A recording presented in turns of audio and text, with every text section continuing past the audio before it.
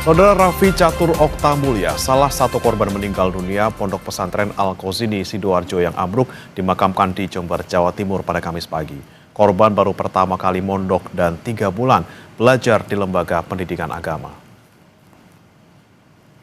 Ngajak foto bareng sama Menurut ayah korban dan sejumlah saksi di lokasi, Raffi sempat melindungi 2 orang temannya saat peristiwa ambruk. 1 orang berhasil selamat, sementara Raffi dan seorang temannya meninggal dunia. Raffi diketahui baru 3 bulan belajar pendidikan agama Islam di Pondok Pesantren Al-Qausini. Namun takdir berkata lain, Raffi meninggal dunia di usia 17 tahun. Dari data terakhir, 5 orang meninggal dunia dan 59 orang masih terjebak dalam bangunan yang ambruk. Almarhum sendiri sudah berapa lama mondok di sini? kurang lebihnya 2 bulan, mungkin hampir mau ke 3 bulan. Belum lama, masih murid baru lulusan dari SMP. Ya itu selesai sholat itu, tadi dia ada bunyi suara gemuruh itu. Yang satu namanya Iqbal, selesai jabatan tangan, yang Iqbal itu lari, yang satunya lari ke sini, anak saya itu larinya kemana, terus merangkul dia. Jadi yang satu itu selamat, yang satu nggak ada, ikut sama anak saya ini. Sementara itu, dalam kunjungannya ke Ponpes Al-Qausini, Menteri Koordinator Bidang Pemberdayaan Masyarakat Muhaimin Iskandar meminta kepada setiap pondok pesantren di seluruh Indonesia untuk tidak membangun tanpa adanya kalkulasi teknik dalam perencanaan maupun dalam proses pembangunan. Caimin bilang kepada seluruh pondok pesantren untuk tidak membangun tanpa pengawasan dan bimbingan ahli teknik bangunan. Gus Imin ini kan juga tokoh pesantren dan panglima santri. Terus ini kan kasusnya juga disoroti santri yang diminta gotong royong, ngecor bangun pesantrennya. Inilah Ada transisi soal itu bagaimana Mas? itulah keprihatinan kita dan nanti harus kita berubah semua pola. Kepada pesantren tidak boleh membangun sendiri, harus ada tim teknisi. Soal gotong royong itu boleh, tapi bahwa harus ada ilmunya. Kita minta kepada semua pesantren yang lagi bangun tidak boleh membangun tanpa ada kalkulasi teknik. Informasi terkini dari evakuasi dan identifikasi korban ambruknya pesantren Al-Qausini Sidoarjo, Jawa Timur, kita tanyakan kepada jurnalis Kompas TV Andi Mas Budi di Rumah Sakit Bayangkara, Surabaya, Jawa Timur. Selamat pagi Andi Mas, apakah sudah ada jenazah yang dibawa ke Rumah Sakit Bayangkara pagi hari ini? Baik, Remana dan juga saudara, memang sampai pagi ini, sampai kami melaporkan di Rumah Sakit Bayangkara Polda Jawa Timur, masih belum ada jenazah dari korban yang dibawa ke rumah sakit ini untuk proses pemeriksaan antemortem dan postmortem. Karena memang sampai saat ini tim SAR masih belum berhasil mengevakuasi korban yang diduga masih berada di dalam reruntuhan bangunan Ponpes yang ada di Buduran, Kabupaten Sidoarjo. Bagaimana? Untuk proses identifikasi, Andi Mas, apakah sudah ada keluarga yang datang ke sana kemudian diambil sampel DNA-nya oleh petugas?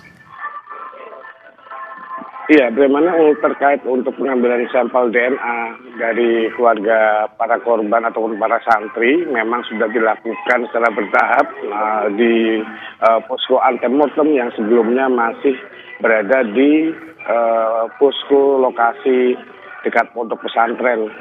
Nah, namun untuk sampai saat ini ketika posko antemortem dan juga posko postmortem dipindah ke Rumah Sakit Bayangkara, memang sampai saat ini masih belum ada keluarga korban yang dilakukan tes DNA di sini. Untuk diketahui memang bagaimana dan juga saudara, posko antemortem itu sebetulnya itu berada di lokasi pondok pesantren yang didirikan oleh petugas. Namun dipindah malam tadi di Rumah Sakit Bayangkara Polda Jawa Timur. Begitu juga untuk posko postmortem yang sebelumnya ada di Rumah Sakit Siti Hajar Kabupaten Sidoarjo dan juga Rumah Sakit Bayangkara Porong Sidoarjo. Ini juga dipusatkan satu titik di Rumah Sakit Bayangkara Polda Jawa Timur. Hal ini dikarenakan untuk bisa menampung lebih banyak daripada harus terpecah di beberapa rumah sakit. Bagaimana?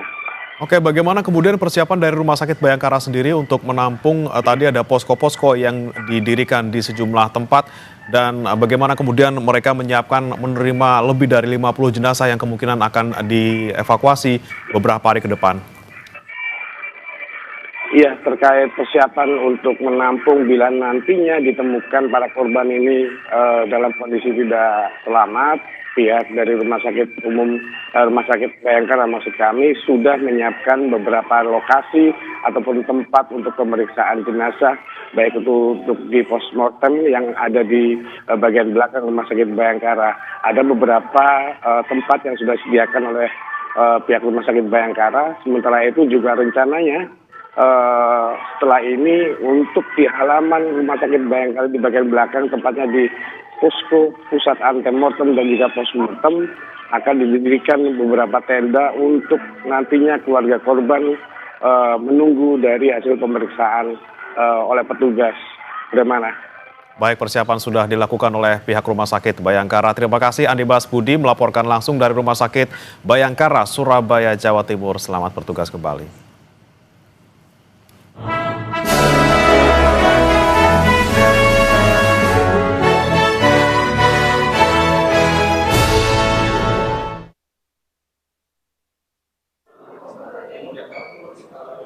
Mahkamah Agung menerima 4 aset tanah dan bangunan di wilayah Jawa Timur dan Sumatera Selatan dari Komisi Pemberantasan Korupsi yang merupakan hasil rampasan tindak pidana korupsi.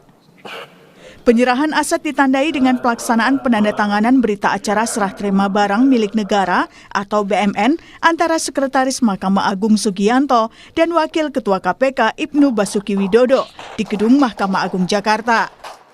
Aset yang diserah terimakan berupa 3 bidang tanah dan bangunan di wilayah Kabupaten Mojokerto dan 1 aset di Muara Enim, Sumatera Selatan senilai 3,7 miliar rupiah. Wakil Ketua Komisi Pemberantasan Korupsi Ibnu Basuki Widodo menyatakan pemberian aset dilakukan atas permohonan Mahkamah Agung untuk mendukung kepentingan negara. Pada hari ini kita dari KPK ada menyerahkan ada 4 bidang tanah atas permohonan dari Mahkamah Agung. Namanya PSP ya, penetapan status penggunaan, di mana ada 3 bidang tanah di Mojokerto dan 1 bidang tanah di Muara Enim yang totalnya kurang lebih bernilai 3,7 ya Pak ya, 3,7 miliar rupiah. Nah itu diberikan kepada Mahkamah Agung, di mana rumah ada tanah dan ada bangunannya yang akan dipergunakan oleh Mahkamah Agung, bisa juga dipergunakan untuk rumah dinas ataupun bangunan lain yang jelas dipergunakan untuk kepentingan negara.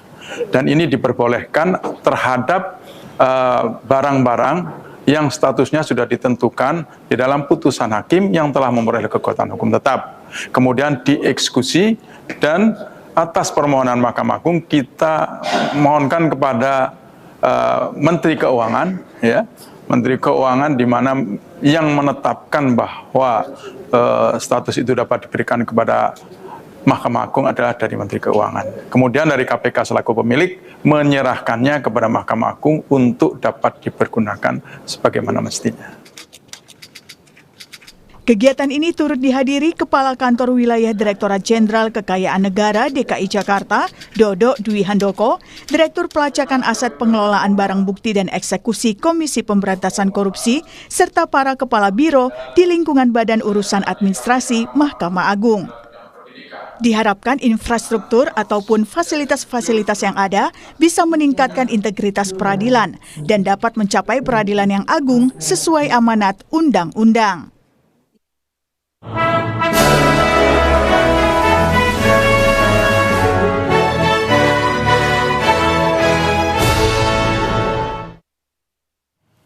Alat berat mulai dikerahkan tim SAR untuk mempercepat evakuasi santri korban bangunan runtuh di Pondok Pesantren Al-Qausini, Sidoarjo.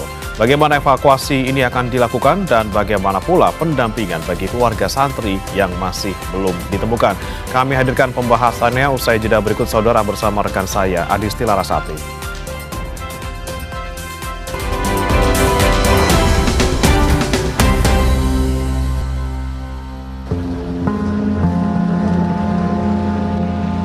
Alat berat mulai dikerahkan tim SAR untuk mempercepat evakuasi santri korban bangunan runtuh di Pondok Pesantren Al-Khozini, Sidoarjo, Jawa Timur pada Kamis siang.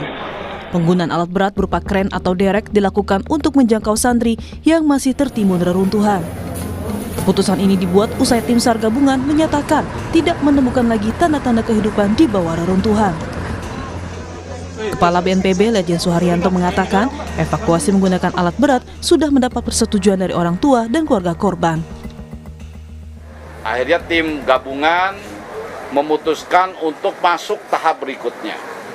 Tahap evakuasi pencarian dengan menggunakan alat-alat berat. Tentu saja resikonya ini tidak mempertimbangkan lagi apabila ada yang masih selamat gitu. Tapi ini tetap hati-hati. Tidak menggunakan alat-alat berat yang langsung mengakibatkan itu bersih tetapi tidak aman. Jadi satu-satu ya, dan ahlinya sudah didatangkan. Ada 212 orang yang sekarang bekerja di situ, gabungan ya, ada dari TNI, Polri, dari ITS. Pihak keluarga pun dikumpulkan di posko untuk membicarakan proses evakuasi yang dilanjutkan menggunakan alat berat. Tim gabungan juga mulai mengumpulkan sampel DNA dari setiap keluarga yang hingga kini masih belum menemukan anggota keluarga mereka. Ya, hari ini petugas Basarnas dengan tim mengumpulkan keluarga. Jadi kemungkinan keluarga akan diberitahu terakhir ya, final, bahwa apakah ini evakuasi ini dihentikan lalu menggunakan alat berat diturunkan dan sebagainya. Ngajak foto bareng sama. Berdasarkan data BNPB hingga Kamis sore 2 Oktober 2025, jumlah korban yang berhasil dievakuasi ada sebanyak 108 orang dengan rincian 30 orang masih dirawat di rumah sakit, 73 orang sudah diperbolehkan pulang, dan 5 orang meninggal dunia serta sebanyak 58 masih dalam pencarian. Raffi Catur Oktamulya, salah satu korban meninggal akibat ambruknya bangunan di Pondok Pesantren Al-Khozini, dimakamkan di Jember, Jawa Timur pada Kamis pagi. Raffi diketahui baru 3 bulan belajar di Pondok Pesantren Al-Khozini. Menurut ayah korban, Raffi sempat melindungi 2 orang temannya saat peristiwa ambruk. Menyolatkan anak yang almarhum sendiri sudah berapa lama mondok di sini? Kurang lebihnya 2 bulan, mungkin hampir mau ke 3 bulan. Belum lama, masih murid baru lulusan dari SMP. Ya itu selesai sholat itu, tadi dia ada bunyi suara gemuruh itu. Yang satu namanya Iqbal, selesai jabatan tangan, yang Iqbal itu lari, yang satunya lari ke sini, anak saya itu larinya kemana, terus merangkul dia. Jadi yang satu itu selamat, yang satu nggak ada, ikut sama anak saya ini. Kasus ambruknya Ponpes Buduran mendapat perhatian Dewan Perwakilan Rakyat. Jujun Samsul Rizal, Wakil Ketua DPR, menyebut tidak adanya supervisi dalam pembangunan gedung pondok pesantren. Saya dengan pimpinan DPR yang lain kemungkinan nanti akan dibahas juga, karena pesantren ini kan satu lembaga negara yang dihadirkan oleh kelompok masyarakat. Mereka ini sebetulnya gini ya, bukan tidak mau ada kehadiran pemerintah, tapi selama ini pemerintah ada nggak hadir ikut mensupervisi tata cara membangun, itu kan. Nah, kita kan negara ini punya Kementerian PU yang ngurusin konstruksi. Sementara Menteri Koordinator Bidang Pemberdayaan Masyarakat Muhaimin Iskandar mendorong evaluasi menyeluruh pondok pesantren, terutama yang sedang membangun atau menambah perluasan konstruksi bangunan. Gus Imin ini kan juga tokoh pesantren dan panglima santri. Terus ini kan kasusnya juga disoroti santri yang diminta gotong royong, ngecor bangun pesantrennya. Inilah ada jelasin soal itu bagaimana Mas? Itulah keprihatinan kita, dan nanti harus kita berubah semua pola. Pada pesantren tidak boleh membangun sendiri, harus ada tim teknisi. Soal gotong royong itu boleh, tapi bahwa harus ada ilmunya. Kita minta kepada semua pesantren yang lagi bangun tidak boleh membangun tanpa ada kalkulasi teknik. Polri telah menyiagakan Rumah Sakit Bayangkara HS Samsuri Mertojoso Polda Jatim di Surabaya dan Rumah Sakit Bayangkara Pusdik Sabara Porong di Sidoarjo untuk identifikasi korban meninggal dunia. Tim Liputan Kompas TV.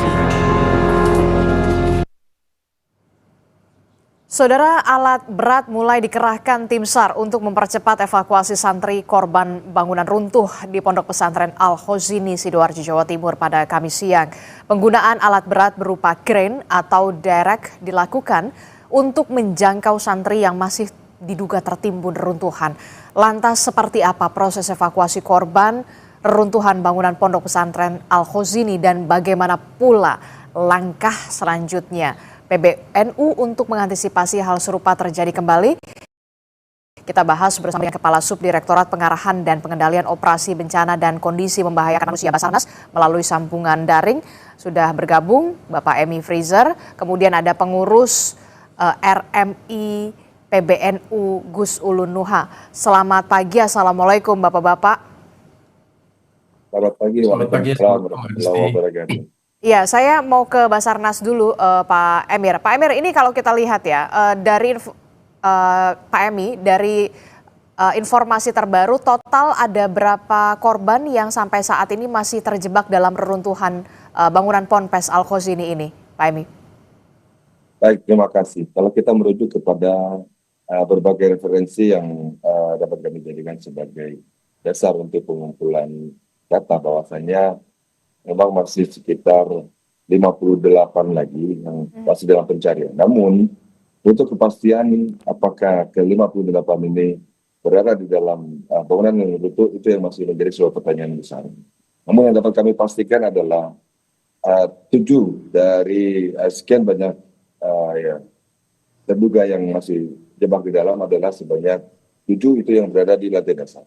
Dan ini sudah posisi sudah diketahui memang sejak dari hari pertama. Namun dikarenakan posisinya yang sangat sulit untuk bisa diakses, maksud kami adalah karena keberadaan mereka persis berada di bawah seluruh tumpuan bangunan yang itu. Sehingga untuk mengeluarkan mereka, ini kita harus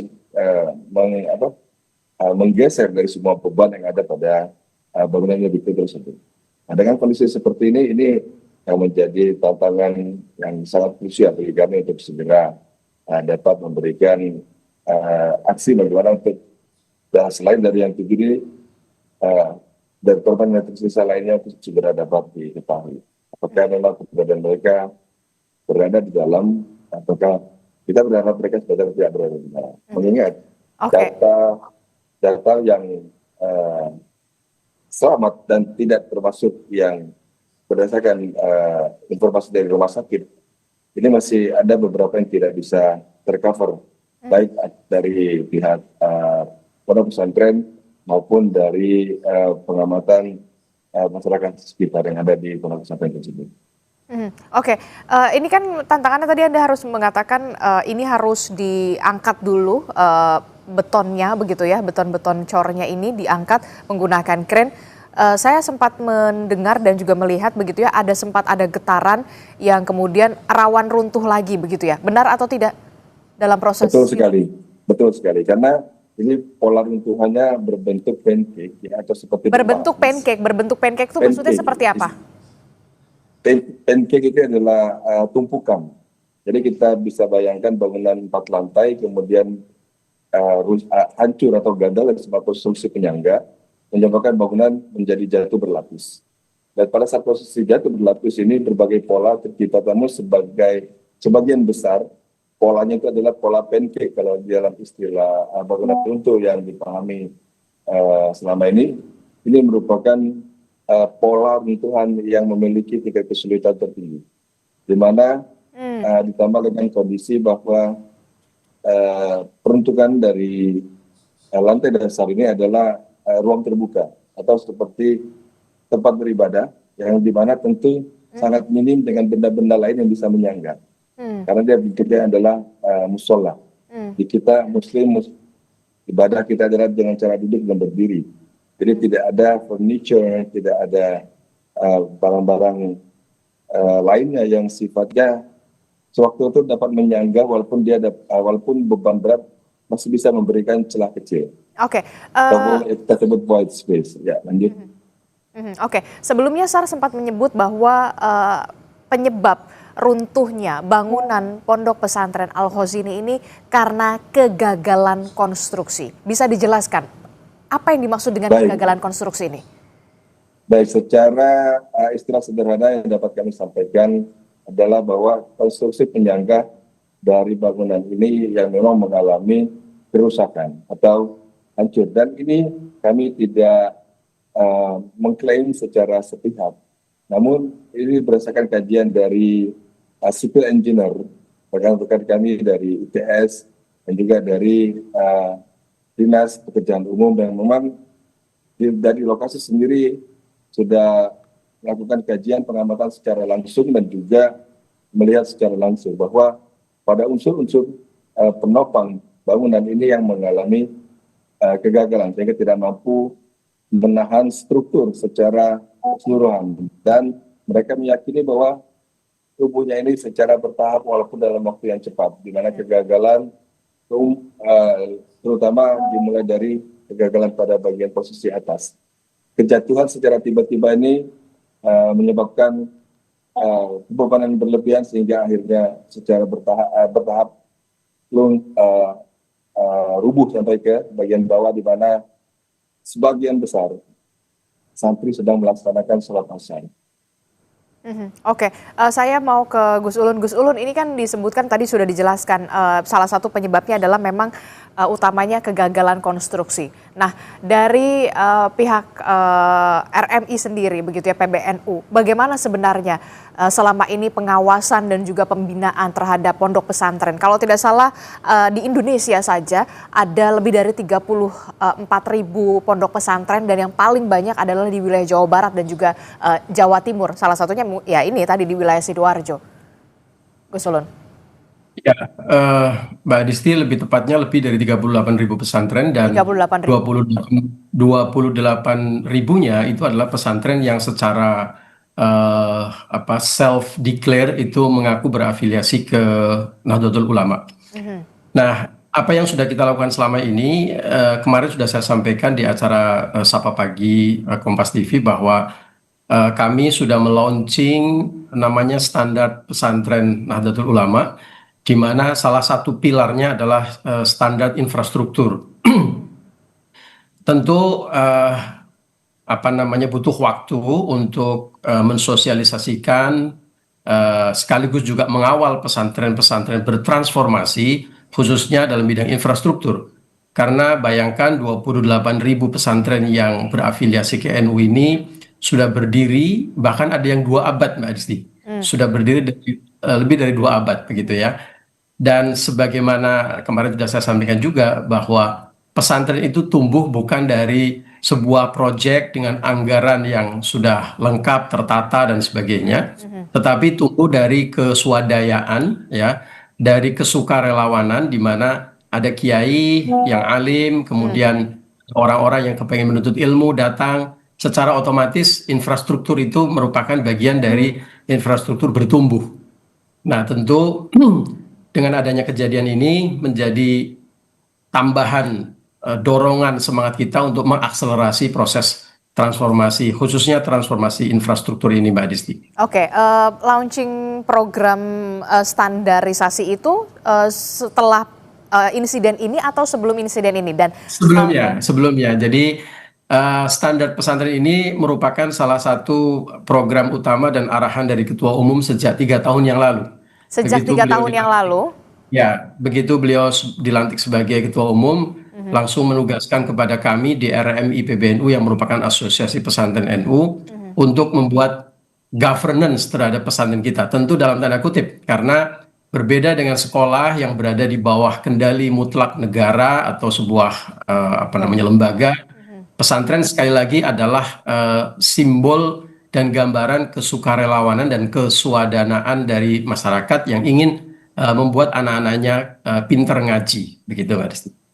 Pengimplementasiannya selama 3 tahun setelah program ini di-launching, ini seperti apa? Apakah kemudian PBNU melakukan pembinaan secara rutin begitu, khususnya ke berbagai pondok pesantren yang memang terafiliasi dari ke PBNU, Gus Ulun? Ya, jadi 3 tahun ini kan perintah beliau ya, begitu selesai, begitu dilantik langsung memerintahkan kepada kami untuk membuat kajian ini, dan kami mempersiapkannya sampai akhir tahun lalu. Nah, mulai akhir tahun lalu kami berkeliling mengadakan seminar-seminar, workshop-workshop, dan juga halakoh-halakoh untuk mendengarkan kajian dari para ahli. Nah, para ahli di sini adalah yang kemarin saya gambarkan. Tentu kalau dalam bidang infrastruktur adalah para arsitek, para ahli teknik sipil yang berbasis pesantren atau santri-santri, sehingga mereka tahu ilmunya, tapi mereka juga tahu kondisi dan situasi di pesantren. Nah, ini sudah kita susun, sudah kita sosialisasikan. Lalu langkah selanjutnya adalah pendampingan teknis. Nah, ini kita butuh banyak amunisi dan dukungan karena tentu jumlah ahli yang ada pada kami itu sangat terbatas. Yang dimaksudkan dengan pengawalan implementasi ini adalah konsultasi secara langsung, jadi membuka semacam biro konsultasi secara langsung, di mana pesantren ketika mau membangun atau melakukan renovasi bisa berkomunikasi dengan kami, ya, agar bisa didampingi atau mendapatkan arahan dari para ahli. Oke, berarti sesuai dengan pernyataan Caimin pada paket berita sebelumnya, memang perlu ada pendampingan dari ahli, khususnya di bidang konstruksi, jangan sampai kemudian peristiwa ini terulang kembali. Nah, kalau untuk hal Al-Khozini ini sendiri, ini pondok pesantren sudah berdiri berapa lama dan sejauh ini pengawasan dan pembinaan dari PBNU ini ke pesantren ini, ke pondok pesantren ini seperti apa? Ya, Al-Khozini itu sudah berdiri lebih dari 1 abad. Oke. Jadi dan banyak ulama-ulama NU termasuk pendiri-pendiri NU itu yang punya hubungan keilmuan, ya sanad keilmuan dengan pesantren ini. Jadi ini bukan kemarin sempat menyebar di netizen di medsos bahwa ini pesantren yang nggak punya izin dan sebagainya. Itu tidak benar. Ya, pesantren ini adalah pesantren tua, ya salah satu pesantren tertua, dan melahirkan banyak ulama-ulama besar. Sudah berdiri lebih dari 1 abad. Kemudian secara bangunan mereka juga punya begitu banyak bangunan yang sudah berdiri lama, ya, dan sampai hari ini masih dimanfaatkan dengan baik. Secara hubungan organisasi, sebagaimana hubungan kami dengan pesantren-pesantren itu memang sifatnya bukan instruktif, di mana kita bisa mengatur segala-segalanya, karena pesantren sekali lagi adalah kelembagaannya ada di tangan kiai. Tapi kami secara komunikasi dan hubungan organisasi sangat baik dengan Al-Khozini, dan kami juga sering mengadakan acara bersama dengan Al-Khozini. Nah, bahwa kemarin terjadi tragedi ini, sebagaimana sudah dijelaskan oleh para ahli, memang hari itu sedang ada pengecoran di atap lantai 3, ya, berarti itu daknya lantai 4, yang tentu itu para ahli sudah membuat kajian-kajian, ya, bahwa ada hal-hal yang mungkin harus dievaluasi dan disempurnakan ke depan. Dan ini tentu menjadi catatan kita semuanya, terutama dunia pesantren, Mbak Disti. Oke, dari sepengetahuan Anda, izin Gus Ulun, ini kan lantai 4 begitu ya. Nah, untuk bangunan di lantai 1-nya ini sudah berdiri dari sejak tahun berapa, Gus Ulun, sampai kemudian pembangunan ini terus berjalan ke lantai 2, ke lantai 3, kemudian ada pengecoran di lantai 4 sampai akhirnya ada peristiwa yang sangat tidak kita inginkan ini. Informasi yang saya dengar langsung dari pengasuh Kiai Abdul Salam itu, ini adalah bangunan tambahan dari musola existing. Oke. Jadi bukan bangunan utama musola. Jadi ini bangunan yang runtuh. Itu adalah basicnya adalah bangunan tambahan dari musola yang selama ini digunakan. Tapi itu bukan baru dibangun kemarin sore. Sebenarnya lantai 1, lantai 2, dan lantai 3 itu sudah cukup lama berdiri. Tepatnya sendiri saya tidak tahu, tetapi yang pasti adalah bahwa ini memang bangunan tambahan dari existing musola yang sudah berdiri lama, ya. Dan kemudian di hari itu ditambahin adanya pengecoran atap di lantai 3, jadi dak ke-4, seolah-olah kayak lantai ke-4 gitu. Oke, itu kita bahas soal konstruksi dan segala macamnya, termasuk soal tadi evaluasi, nanti akan ada penambahan amunisi soal tim ahli begitu ya di bidang konstruksi pastinya ya, di bawah naungan PBNU, pondok pesantren di bawah naungan PBNU. Kita bergeser sedikit, Gus Ulun. Terkait dengan para korban yang selamat begitu ya, bagaimana pendampingan dari PBNU sendiri sampai saat ini, Gus? Ya, pertama kita mengucapkan terima kasih dan apresiasi yang setinggi-tingginya kepada Basarnas, timnya Pak Freezer ini luar biasa sekali di lapangan, bekerja 24 jam dalam 3 shift, berjuang sangat keras untuk bisa menyelamatkan santri-santri yang masih hidup ya, dan kemarin masih terjebak di dalam runtuhan bangunan. Dan alhamdulillah kemarin kita dapat berita gembira, 5 santri tersebut bisa diselamatkan bisa dievakuasi dalam keadaan selamat. Nah, memang sejak pertama Mbak Adisti, sejak kabar pertama kejadian ini, keluarga besar Nahdlatul Ulama di seluruh elemen, termasuk terutama yang ada di lokasi dari PCNU Sidoarjo, lembaga-lembaga seperti Robito Mahid Islami atau RMI Sidoarjo maupun RMI Jawa Timur, Lazisnu, LPBI, itu semua sudah turun dan langsung mendirikan posko di tempat. Nah, tentu kemudian berbagi tugas dengan semua elemen yang ada di lapangan. Salah satu fokus kita tentu adalah mendampingi pesantren dan para santri, tentu juga para wali santri. Di hari kedua, Ketua Umum kami subuh-subuh juga sudah langsung terbang ke Sidoarjo untuk memberikan dukungan moral. Nah, apa yang dilakukan tadi malam, kami sudah berkoordinasi rapat besar dipimpin oleh langsung Ketua Umum. Beliau memberikan arahan bahwa semua kekuatan Nahdlatul Ulama di semua elemen, di semua level harus membantu Al-Khazini. Dan tentu tahap ini adalah tahap untuk bisa membantu proses pendampingan, terutama adalah wali santri, karena mulai kemarin alat berat sudah mulai diturunkan. Ya, dan juga pesan beliau, apapun yang terbaik yang bisa kita lakukan, termasuk mungkin mengawal logistik di lokasi, kemudian juga kalau nanti ditemukan jenazah ya sudah disiapkan juga tim ambulan, tim pendamping, termasuk dipesankan oleh beliau bahwa nanti kalau ditemukan termasuk nanti disolatkan, didoakan dan diantar oleh para ulama kita ya. Dan tentu juga ke depan beliau juga sudah berwanti-wanti ada tim yang nanti bekerja untuk trauma healing untuk para wali santri kita. Oke. Termasuk juga dengan soal pembiayaan perawatan bagi korban yang selamat, apakah ini ditanggung oleh pemerintah daerah setempat atau seperti apa, Gus Ulun? Ya, saya kira ini semua pihak ya berkontribusi bahu-membahu, saling bekerja sama, mulai dari biaya evakuasi, biaya perawatan, sampai nanti juga biaya kelanjutan dari studi anak-anak kita. Nah, dari PBNU sendiri dalam hal fundraising sudah dipimpin oleh Lazisnu sebagaimana tugas kelembagaan, tentu dengan berkoordinasi dengan semua elemen dan lembaga yang ada di tempat. Kita akan tentu berusaha untuk memberikan yang terbaik, termasuk dukungan kepada korban, baik korban yang meninggal dunia dan keluarganya, dan tentu juga korban-korban yang luka-luka dan nanti diharapkan menjamin mereka untuk bisa ngaji dan sekolah kembali setinggi mungkin. Oke, termasuk juga bagaimana dengan aktivitas dari Pondok Pesantren Al-Khazini ini selanjutnya, apakah nanti akan dihentikan sementara atau kemudian dipindahkan secara teknis begitu, tapi jangan dijawab dulu Gus Ulun, termasuk juga nanti kita akan bertanya kepada Pak Emi terkait dengan bagaimana teknis proses evakuasi dengan menggunakan alat berat, tapi kita akan temukan jawabannya sesaat lagi hanya di Sapa Indonesia Pagi. Kami akan segera kembali.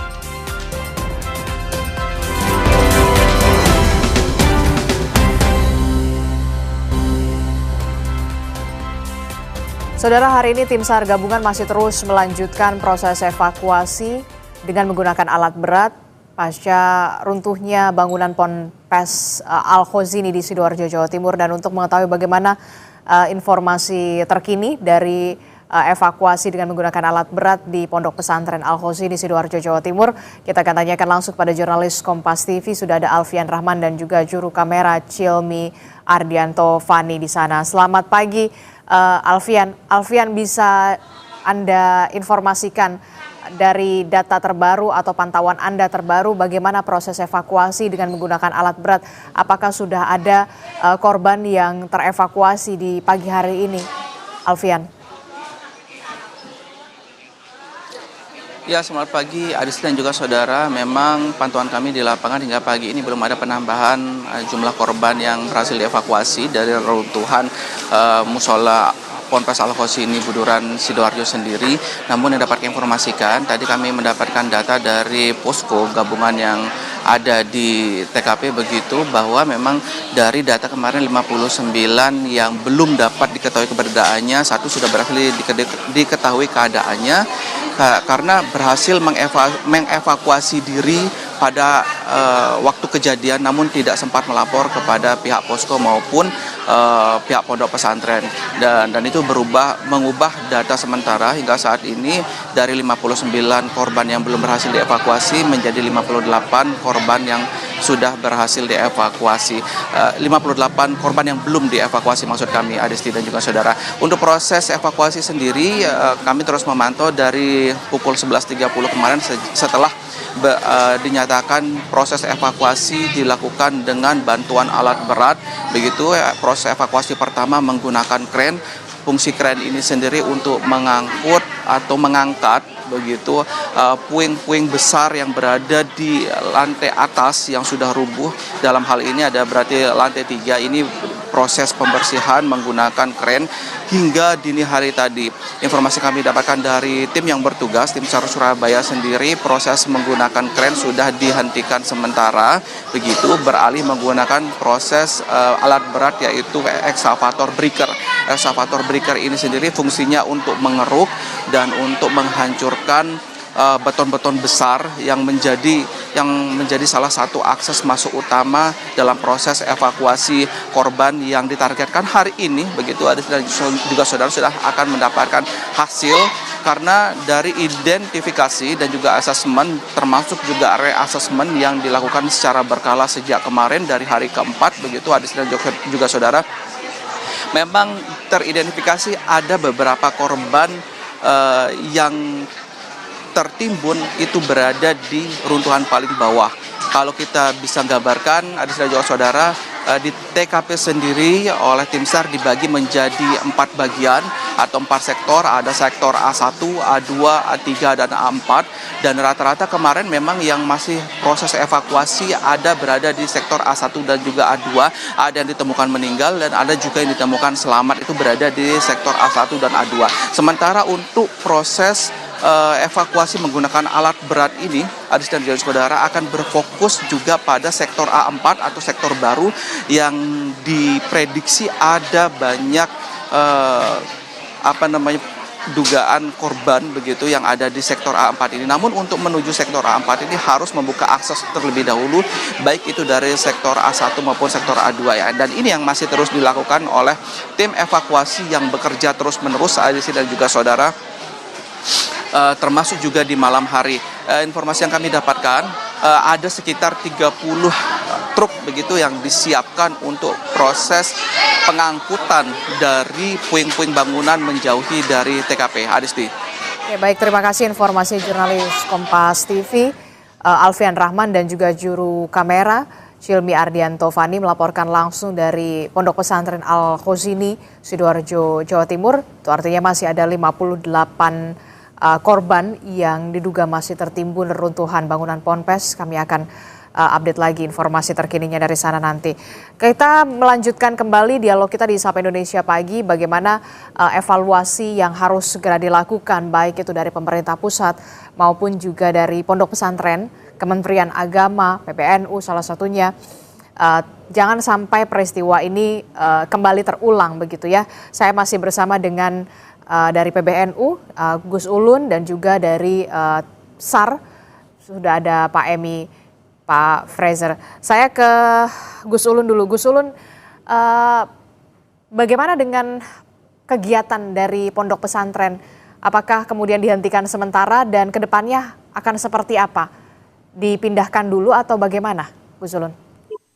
Ya, jadi begitu terjadi musibah, santri-santri yang bisa mengevakuasi diri itu keluar, yang sakit dirawat, situasi kan panik ya, Mbak Adisti. Jadi kemudian pengasuh memutuskan untuk mempersilahkan santri-santri kembali ke rumah orang tuanya masing-masing, yang saat ini untuk sementara, yang saat ini masih ada di pesantren adalah santri-santri besar, santri-santri senior yang rata-rata sebagian besar dari mereka adalah mahasiswa yang tentu secara mental dan fisik cukup kuat dan lebih kuat, Mereka juga masih ada kegiatan di kampusnya, dan tentu juga mereka diharapkan bisa ikut membantu bahu-membahu dari pihak pesantren untuk menghadapi peristiwa ini begitu.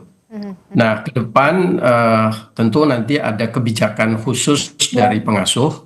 Ya, kita menunggu kebijakan tersebut dari pengasuh. Pasti akan ada penyesuaian-penyesuaian, ya. Tetapi semangatnya tentu taklim atau proses belajar mengajar itu tidak akan berhenti.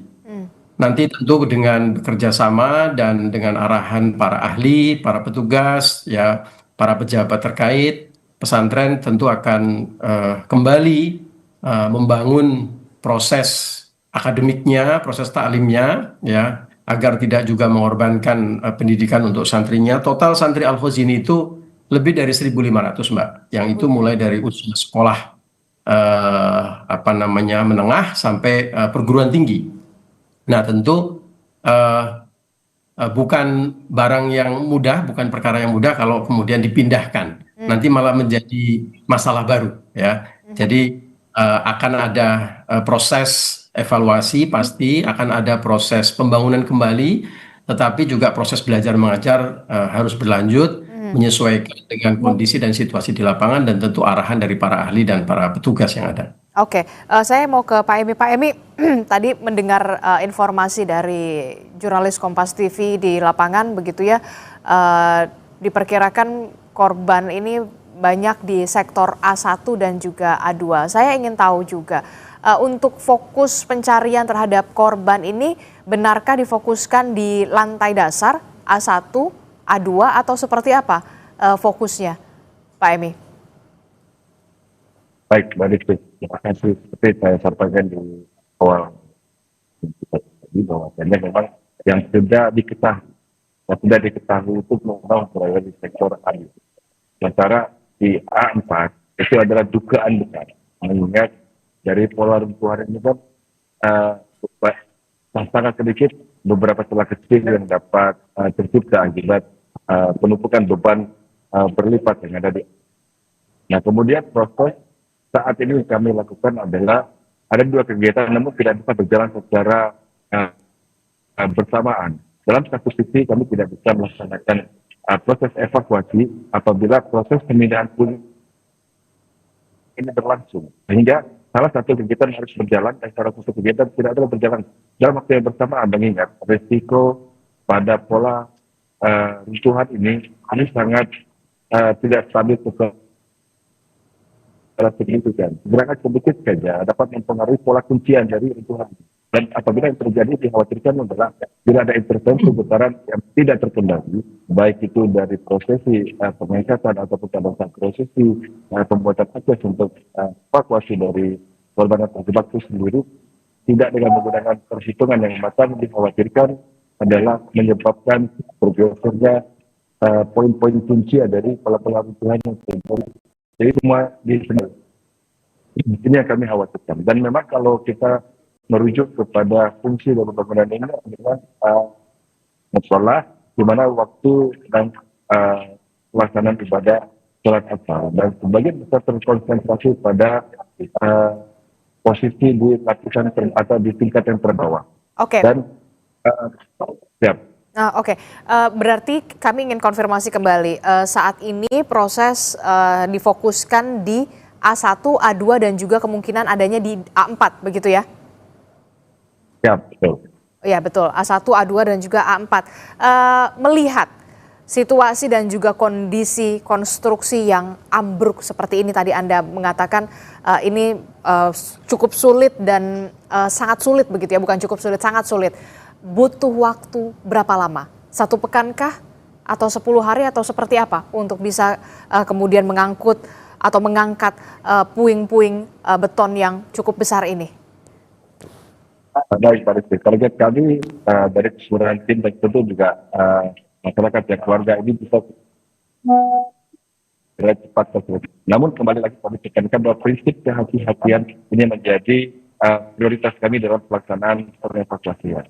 Mengingat struktur bangunan ini masih terkoneksi dengan beberapa struktur bangunan utuh di sekitarnya. Kami tidak ingin aksi yang dilakukan dalam proses evakuasi ini dapat memberikan intervensi terhadap bangunan yang masih utuh. Nah ini sehingga faktor kehati-hatian adalah selain dari pemindahan secara bertahap, kabinet satu demi satu, dari sisi yang teratas sampai ke sisi yang terbawah, memastikan bahwa sebelum puing diangkat sudah bisa diputuskan dari konstruksi utama dan juga sudah tidak terkoneksi dengan konstruksi yang ada di sekitarnya, sehingga memastikan bahwa beban akan di atas secara aman tanpa ada intervensi dengan bangunan yang ada di sekitarnya. Dan ini tentu proses ini membutuhkan pertimbangan yang tidak bisa dilakukan secara buru-buru. Sehingga kami saat ini belum dapat memprediksi berapa lama itu bisa selesai.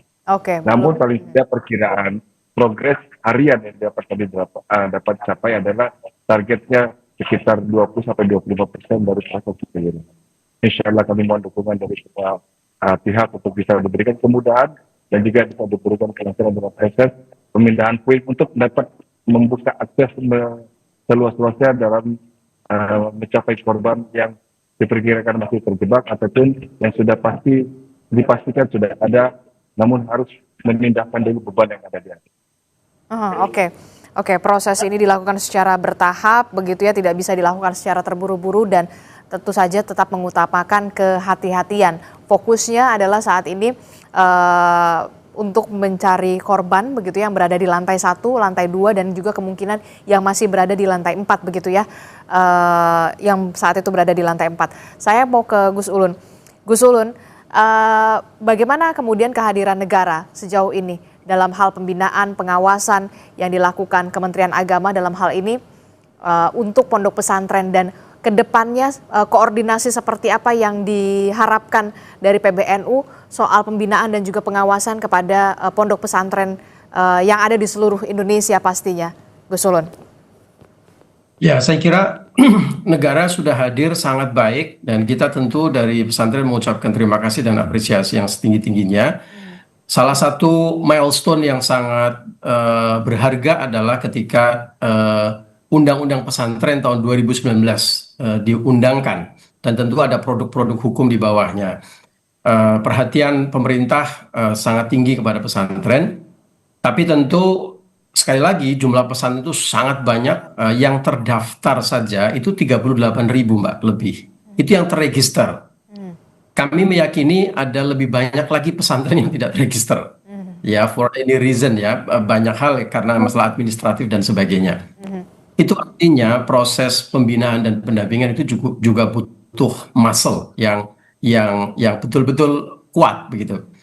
Nah, upaya-upaya pemerintah, misalnya hari ini di Kementerian Agama itu sudah berdiri khusus Direktorat Pesantren. Tentu ini salah satu muscle yang cukup membantu ya untuk bisa menjangkau dan mendampingi pesantren-pesantren kita. Tapi sekali lagi dengan jumlah yang sangat besar, tersebar dari ujung timur sampai ujung barat ya, saya kira kita butuh menambah terus muscle kita, dan saya kira ke depan salah satunya kita harus bermain cantik dan strategis. Kita sudah bekerja sama dengan beberapa kementerian terkait seperti Kementerian Agama dan juga Kementerian Kemenko, PMK, di mana kita punya program transformasi pesantren. Nah, yang sedang kita perjuangkan bersama-sama adalah prinsip-prinsip transformasi pesantren. Pada saat implementasinya itu tidak hanya berdasarkan kesukarelawanan. Artinya ini himbauan yang pesantren boleh dan boleh menjalankan dan boleh tidak.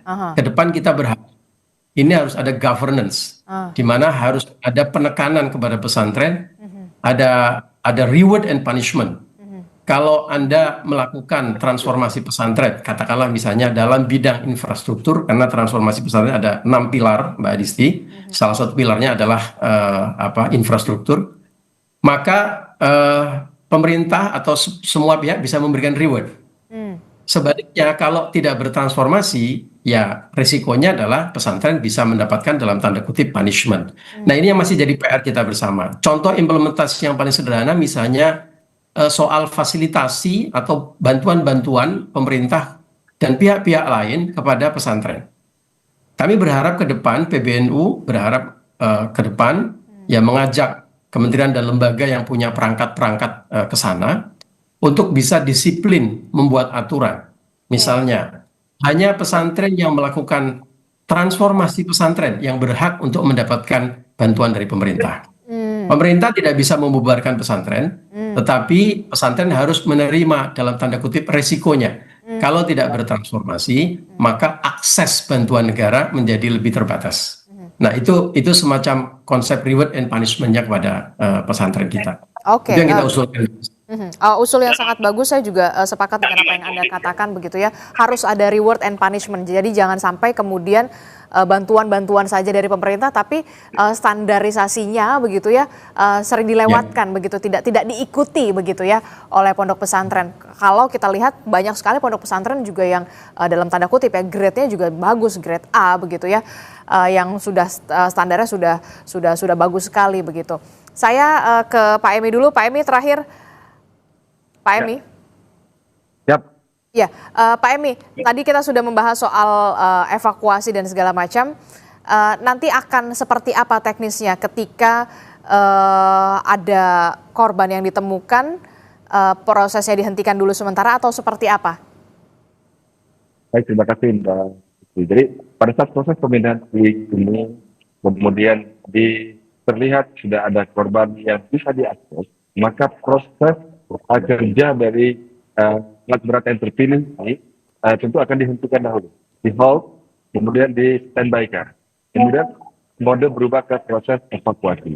Nah, dalam proses evakuasi ini, di dalam ruangan yang terbuka dengan diangkat puing tersebut, maka kita harus pastikan bahwa tidak ada kita di ruang tersebut.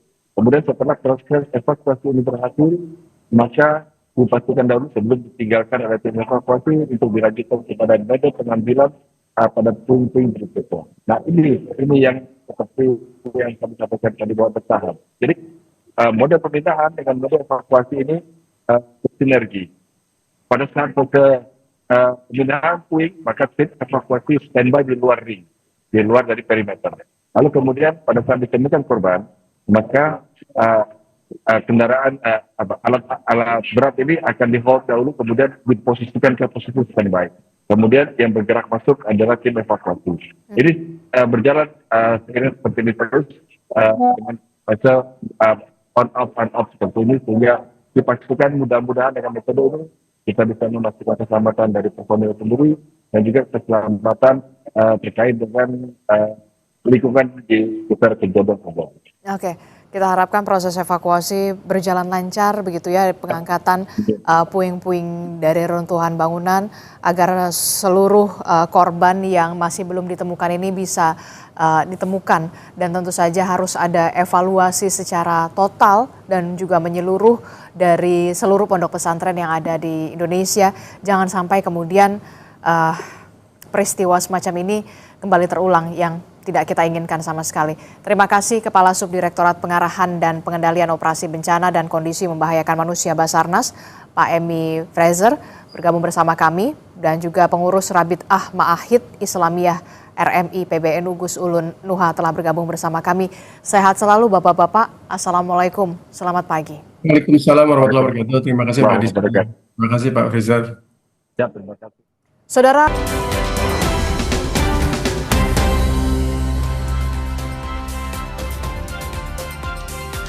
Kembali di Sapa Indonesia Pagi, saudara, berbagai acara dan persiapan HUT ke-80 TNI digelar dan dihadiri Presiden Prabowo Subianto. Inspeksi dilakukan Presiden di Mako Kolin Lamil, Jakarta. 51 kapal ikut berlayar dalam kegiatan ini. 2 mil laut dari garis pantai yang masih dikuasai musuh.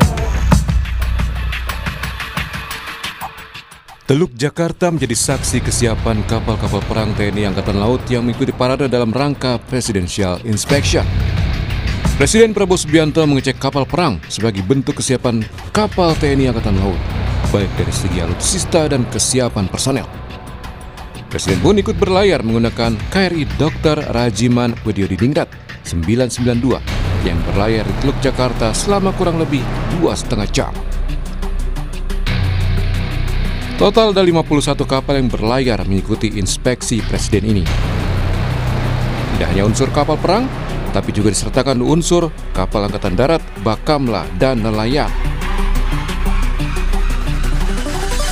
Selain itu juga ditampilkan kekuatan penerbangan Angkatan Laut mulai dari pesawat, helikopter, sampai drone nirawak yang menjadi bagian penting unsur kekuatan sistem senjata armada terpadu. Pengecekan ini masuk dalam rangkaian HUT TNI ke-80 yang nanti akan dipusatkan di 5 Oktober 2025. Sementara itu persiapan HUT ke-80 TNI juga digelar TNI Angkatan Udara.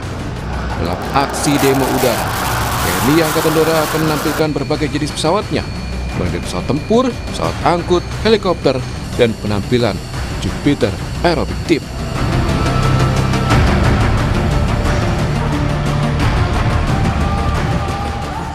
Tim Jupiter akan menampilkan sejumlah manuver seperti membentuk hati dengan asap berwarna sebagai penanda dan gerakan-gerakan fantastis lainnya.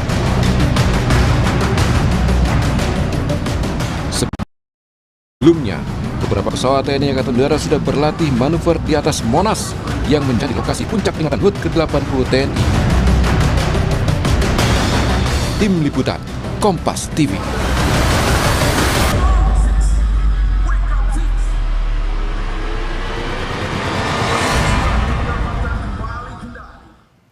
Pagi ini, saudara, digelar gladi resik HUT ke-80 TNI di lapangan Monas, Jakarta Pusat. Personil dan alutsista sudah siap di lokasi. TNI akan menampilkan lebih dari 1.000 alutsista dan melibatkan 133 prajurit dalam gladi bersih HUT ke-80 TNI ini. TNI juga akan menampilkan simulasi tempur sebagai bentuk kesiapan personil menjaga NKRI.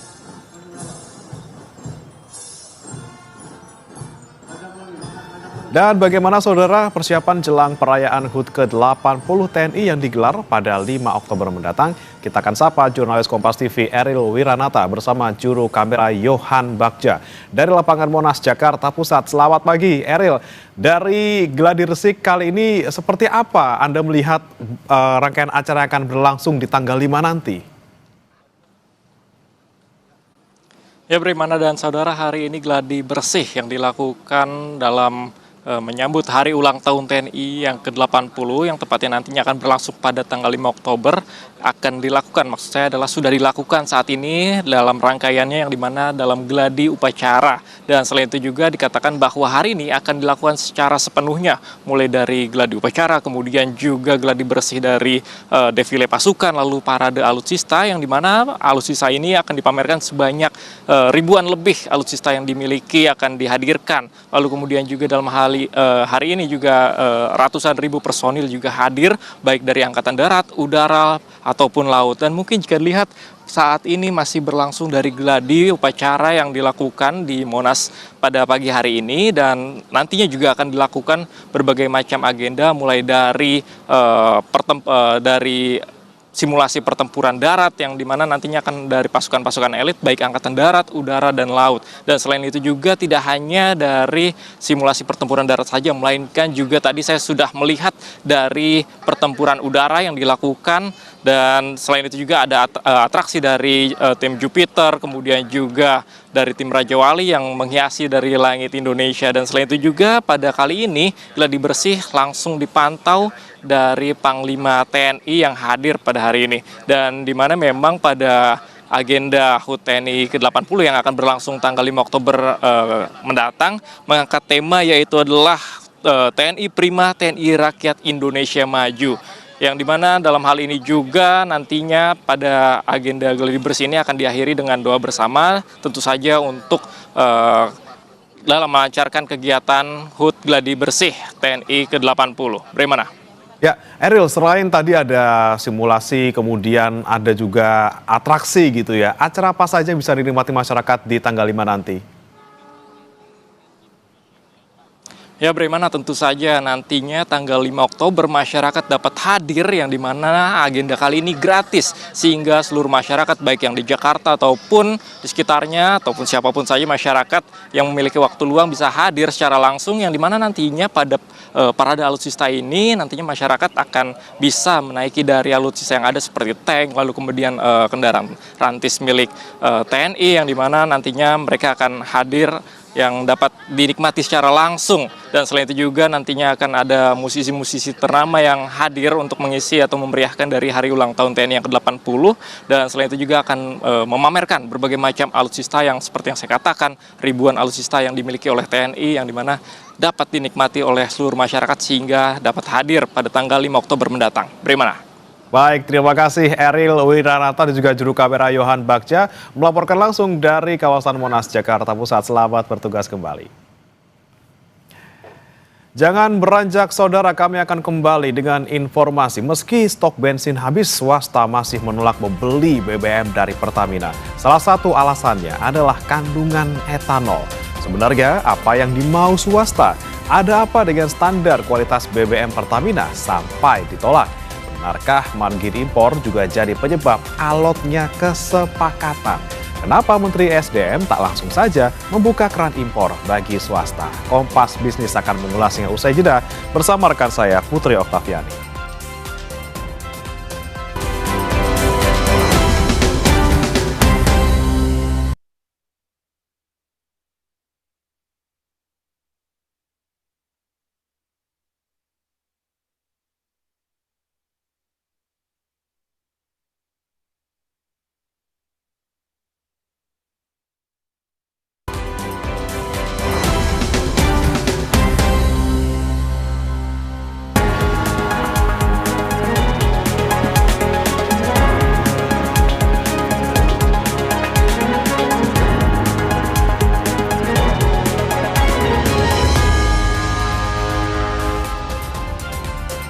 Saudara, Anda menyaksikan Kompas Bisnis bersama saya Putri Oktaviani.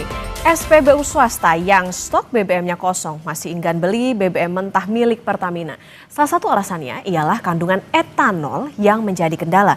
Bagaimana solusi kelangkaan stok BBM bagi swasta? Kompas Bisnis akan tanya ke Ekonom Sektor Energi Universitas Gadjah Mada, Fahmi Radi. Selamat pagi, Pak Fahmi. Pagi Mbak Putri, sehat selalu. Alhamdulillah sehat selalu Bapak.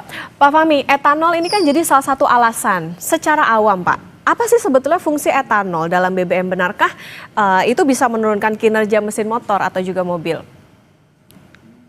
Iya, jadi dalam pengadaan BBM roncat juga itu ya. Nah, memang itu sangat lazim ada suatu blending gitu ya, yang mencampur beberapa zat kimia yang ada, pewarnaan termasuk etanol tadi gitu ya. Nah, tetapi setiap SPBU itu punya kualifikasi yang barangkali berbeda-beda gitu ya. Kalau campuran etanol atau blendingnya etanol itu biasa digunakan di Pertamina, tapi SPBU swasta barangkali tidak membutuhkan etanol tadi dalam rangka menjaga kualitas BBM yang itu dijual tadi. Nah, sehingga ada keberatan bagi SPBU swasta untuk membeli BBM dari Pertamina yang mengandung etanol meskipun hanya sekitar 3,5% itu ya. Karena blending di SPBU swasta itu dalam rangka untuk mencapai suatu kualitas yang lebih baik tadi gitu ya. Keunggulan dari SPBU swasta itu kan dari segi kualitas, service excellent, harganya kadang lebih mahal gitu ya. Tetapi konsumen tetap membeli juga di swasta tadi. Maka saya kira saya sudah memperkirakan pasti ada suatu penolakan gitu ya terhadap pengadaan BBM dari Pertamina tadi, Mbak Putri. Oke Pak, meskipun itu temuan etanolnya dikatakan 3,5% masih di bawah dari ambang batas yang ditetapkan pemerintah 20% begitu, dan ini kan sifatnya base fuel begitu ya Pak, artinya masih bisa diolah lagi. Nah, ini sebenarnya apa sih Pak yang dimau oleh swasta, analisis Anda? Nah, tadi saya katakan SPBU swasta masing-masing mempunyai standar kualifikasi yang barangkali berbeda-beda gitu ya, untuk mencapai BBM yang kualitas yang telah ditetapkan tadi. Nah, penggunaan etanol memang sesungguhnya apalagi 3,5% ya, sesungguhnya itu tidak berpengaruh sama sekali gitu ya terhadap mesin dari kendaraan tadi gitu ya. Tetapi sebagian besar SPBU swasta itu tidak menggunakan etanol tadi meskipun jumlahnya hanya 3,5% untuk blending menghasilkan apakah itu RON 92, RON 95 itu memang dia tidak menggunakan etanol tadi dengan barangkali pertimbangan khusus gitu ya, untuk mencapai kualitas produk yang diharapkan. Karena strategi swasta untuk bersaing, terutama dengan Pertamina, itu mencapai gitu ya, kualitas BBM setinggi mungkin menurut kualifikasi dari SPBU swasta tadi. Nah, kalau kemudian ada kandungan 3,5% dan itu Pertamina sebelumnya tidak memberitahu gitu ya pasti SPBU-nya akan menolak gitu ya. Sampai kapanpun pasti dia akan menolak itu, Mbak. Oke, berarti ada mismatch nih soal bagaimana permintaan kualitas dari SPBU swasta dengan yang disediakan oleh Pertamina. Nah, Pak Fahmi, artinya gini, ada apa sih sebetulnya dengan standar kualitas BBM Pertamina sampai swasta ini masih enggan beli? Dan benarkah margin impor ini juga jadi penyebab alotnya kesepakatan? Ya, tadi standar kualitas itu ada perbedaan memang gitu ya. Di Pertamina, dia tidak masalah menggunakan etanol 3,5%, tetapi itu tidak bisa digunakan di SPBU swasta. Sehingga kalau pembelian dari Pertamina yang dalam tanda petik dipaksakan oleh Menteri SDM, ya pasti dia menolak gitu ya. Ini kan B2B juga, kalau tidak sesuai dengan kesepakatan, ya tidak bersedia. Itu yang saat ini terjadi gitu ya, penolakan diambil di semua SPBU. Vivo yang sebelumnya menerima, tapi kemudian juga menarik juga itu ya. Nah, dalam pengadaan tadi, selama ini di SPBU swasta itu menetapkan adanya suatu portofolio dari bahan baku BBM tadi yang itu bisa diperoleh dari beberapa sumber itu ya. Terutama untuk mencapai kualitas yang telah ditetapkan, untuk mencapai harga yang barangkali lebih murah gitu ya. Karena ada dari beberapa sumber tadi. Tapi kalau membelinya harus dari Pertamina, kemudian kualitasnya secara sepihak ditentukan oleh Pertamina mengandung etanol 3,5%, dan saya kira masalah harga itu juga nanti sangat sensitif gitu ya. Ya pasti mereka menolak gitu ya. Jadi menurut saya ini sangat sulit kesepakatan yang akan dicapai. Lebih baik gitu ya kebijakan impor BBM satu pintu ini dibatalkan saja, kembalikan kebijakan yang membolehkan SPBU swasta untuk mengadakan dari sumber manapun yang menurut mereka sesuai dengan kualitas, sesuai dengan harga. Kalau harus beli dari Pertamina tidak memiliki kualifikasi, ya sebagai bisnis NTT yang tidak ingin rugi gitu ya dia pasti menolak. Dan penolakan ini saya kira sangat merugikan juga bagi Pertamina yang sudah terlanjur gitu ya mengimpor BBM dalam atau bahan BBM base fuel tadi dalam jumlah yang cukup besar, harus menanggung biaya inventory cost, biaya lainnya, sementara SPBU swasta belum beli. Nah ini sesungguhnya kebijakannya Kementerian SDM itu juga memberatkan gitu ya bagi Pertamina. Maka sekali lagi sebaiknya itu dihapus, kembalikan pada kebijakan semula gitu ya, Mbak Putri. Oke, kembalikan ke kebijakan semula. Menarik tadi soal impor satu pintu lebih baik dibatalkan, tapi nanti kita lanjutkan kembali. Pak Fahmi dan saudara tetap bersama kami di Kompas Bisnis.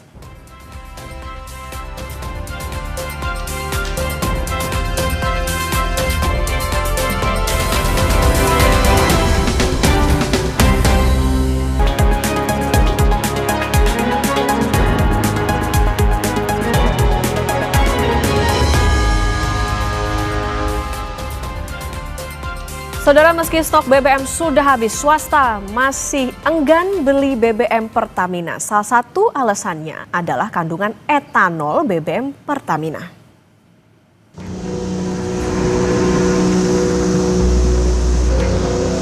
Rapat dengar pendapat antara Komisi 12 DPR dengan Kementerian SDM bersama Pertamina dan sejumlah SPBU swasta pada 1 Oktober berakhir dengan keputusan SPBU swasta masih enggan membeli stok BBM di Pertamina. Belum ada titik temu kesepakatan meski stok bensin swasta habis. Vivo Energy Indonesia bilang ada beberapa hal teknis yang belum bisa dipenuhi oleh Pertamina dalam standar BBM yang mereka jual. Dan saat ini kita punya 44 SPBU di Jabodetabek. memang betul kami sesuai dengan saran dari Pak Menteri, kami telah mengadakan negosiasi dengan Pertamina untuk membeli. Tapi karena ada beberapa hal teknis yang tidak bisa dipenuhi oleh Pertamina, sehingga apa yang sudah kami mintakan itu dengan terpaksa dibatalkan. Kami tetap akan berkoordinasi dengan Pertamina untuk saat-saat mendatang, siapa tahu apa yang kami minta itu bisa dipenuhi oleh Pertamina dan kami akan beli dari Pertamina. Saat ini memang stok kami udah habis di bulan Oktober ini, jadi tidak ada lagi yang bisa kami jual untuk bahan bakarnya. Ya. Pada akhir bulan Oktober ini. Itu aja yang saya bisa sampaikan. Terima kasih, Vivo. Selanjutnya. Sedangkan Shell bilang sudah mengajukan impor pada Juni 2025. Saat ini Shell masih belum bisa beli BBM Pertamina karena dalam proses pembahasan bisnis. Nah, tentunya situasi ini kami selalu berusaha untuk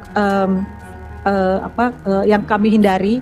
Jadi sebagai langkah antisipatif terhadap potensi kelangkaan ini, sejak bulan Juni kami sudah mengajukan permohonan kuota impor tambahan karena memang kita lihat terjadi kenaikan permintaan berdasarkan dari permintaan konsumen kepada kami, dan namun kami baru menerima tanggapan resmi melalui surat dari Bapak Wakil Menteri ESDM itu tertanggal 17 Juli 2025 yang menyampaikan adanya pembatasan terhadap kegiatan impor.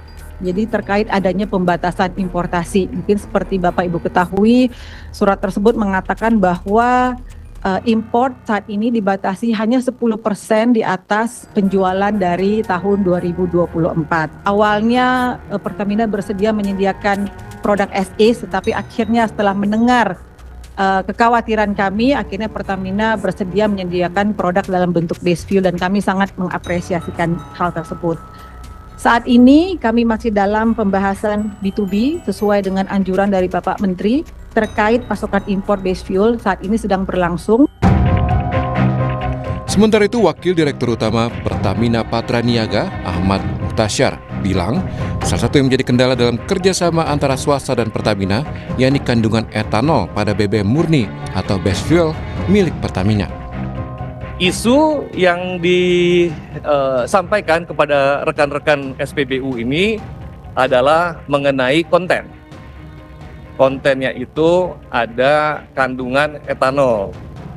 Nah, di mana secara regulasi itu diperkenankan etanol itu sampai jumlah tertentu, kalau tidak salah sampai 20% etanol, kalau tidak salah. Nah, sedangkan ada etanol 3,5%. Nah, ini yang membuat kondisi teman-teman SPBU swasta untuk tidak melanjutkan pembelian karena ada konten etanol tersebut, di mana konten itu sebetulnya masih masuk ambang yang diperkenankan oleh pemerintah. Merespon belum tuntasnya permasalahan stok bensin swasta, Menteri SDM Bahlil mengklaim proses pembelian masih berjalan. Yang jelas begini, stok BBM kita Moron 92, 95, 98 ataupun Pertalite itu cukup untuk 18-21 hari. Kewajiban pemerintah memastikan bahwa stok BBM kita cukup. Oke? B2B-nya silakan. Kami hanya memberikan guidance. Selebihnya diatur. Jadi tidak ada alasan dan tidak ada satu persepsi bahwa BBM kita ketersediaan kita menipis, nggak ada, udah penuh, semuanya ada.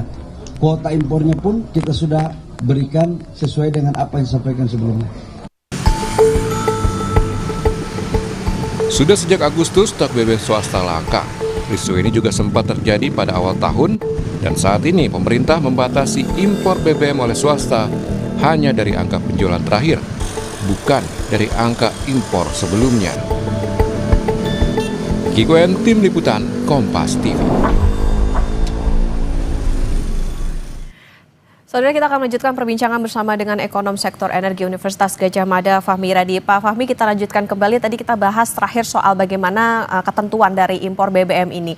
Di RDP di DPR kemarin kan makin terbuka nih Pak, bahwa impor BBM swasta itu bukan dari jumlah impor tahun sebelumnya, tapi dari angka penjualan. Cukup fair nggak Pak bagi bisnis swasta aturan ini? Nah, masalah kelangkaan ini sesungguhnya bukan karena kuota yang ditetapkan hanya naik 10% gitu ya. Tetapi saya mengamati ini akibat perubahan dalam regulasi untuk periode pengadaan impor tadi. Kalau sebelumnya periode itu ditetapkan 1 tahun bagi SPB swasta untuk melakukan impor gitu ya. Dan saya kira 1 tahun itu waktu yang cukup untuk melakukan impor sambil dievaluasi gitu ya. Nah, tapi tiba-tiba ada aturan yang mengubah dari 1 tahun menjadi 6 bulan dan tiap 3 bulan itu harus dievaluasi gitu ya. Nah, proses 6 bulan ini teramat pendek gitu ya. Proses untuk melakukan impor belum selesai, BBM-nya sudah langka. Jadi langkanya itu bukan karena kekurangan kuota, tetapi karena perubahan aturan tadi gitu ya. Nah, itu yang untuk menyelesaikan masalah itu ya kembalikan dari 6 bulan menjadi 1 tahun itu ya. Kemudian yang kedua tidak harus memaksa dalam tanda petik itu ya SPB swasta untuk membeli BBM kebutuhannya itu melalui Pertamina, karena ini akan menyangkut kualifikasi yang berbeda itu ya. Etanol tadi memang tidak melanggar aturan pemerintah 3,5%, tapi bagi SPB swasta blending dengan etanol ini tidak mencapai kualitas yang ditetapkan oleh SPBU swasta. Belum nanti masalah sensitif lainnya itu masalah harga gitu ya. Pertamina sebagai bisnis entity dalam pengadaan tadi kan tidak mungkin tidak mengambil margin, sehingga harganya nanti akan mahal, timbul lagi masalah dan tidak terjadi kesepakatan. Nah, akhirnya nanti Shell itu sudah ancang-ancang mau keluar dari Indonesia, nanti kemudian yang lain juga keluar. Nah, ini akan mengganggu gitu ya. Iklim investasi yang tidak kondusif gitu ya, dan ini tidak akan berpengaruh terhadap sektor migas gitu ya, tetapi akan berpengaruh juga pada sektor bisnis yang lain. Investor akan mengatakan peraturan di Indonesia itu dengan mudah dapat berubah yang menimbulkan uncertainty gitu ya. Ngapain saya harus invest di Indonesia? Nah, ini yang berbagai dampak ya gitu ya terhadap atau akibat dari polisinya Bahlil tadi. Tadi misalnya Pertamina dirugikan karena sudah mengadakan 100.000 barrel tapi belum dibeli. Nah, dia harus menanggung inventory cost dalam jumlah yang besar gitu ya. SPB swasta juga menyebabkan kelangkaan sehingga tidak bisa berjualan. Konsumen terutama yang loyal customer terhadap SPB swasta itu dia juga tidak mau membeli dari Pertamina gitu ya. Karena sebelumnya bad image yang ditimbulkan oleh Pertamina itu kan sangat dahsyat gitu ya. Sebelumnya blending yang telah dilakukan oleh Patraniaga menjual dengan harga Pertamax tapi rasa Pertalite. Nah, ini belum hilang benar sehingga mereka migrasi ke SPB swasta gitu ya. Nah, sekali lagi menurut saya gitu ya, kebijakan impor BBM satu pintu itu sebaiknya dibatalkan. Itulah solusi yang akan terjadi dan nanti SPB swasta tidak langka lagi dan dia akan tetap melakukan usaha di Indonesia gitu Mbak Putri. Oke, ini jadinya harus jadi catatan juga tadi bahwa ini punya multiplier effect tidak hanya ke bisnis to bisnis tapi juga tentu ke masyarakat soal tadi bagaimana harganya juga bisa berdampak. Pak Fahmi, jadi kalau dilihat kenapa sih Pak sebetulnya Menteri SDM ini nggak langsung aja buka keran impor buat swasta? Apa sih sebetulnya yang lagi dijaga sama pemerintah? Nah, Bahlil sendiri kan tidak transparan itu ya. Apa dibalik tadi?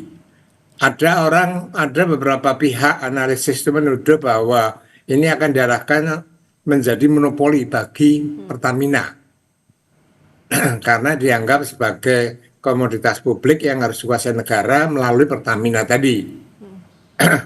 kalau itu benar terjadi gitu ya, mengarahkan agar itu dimonopoli, paling tidak dalam pengadaan di monopoli Pertamina, secara teoritis penerapan monopoli itu akan sangat merugikan bagi konsumen.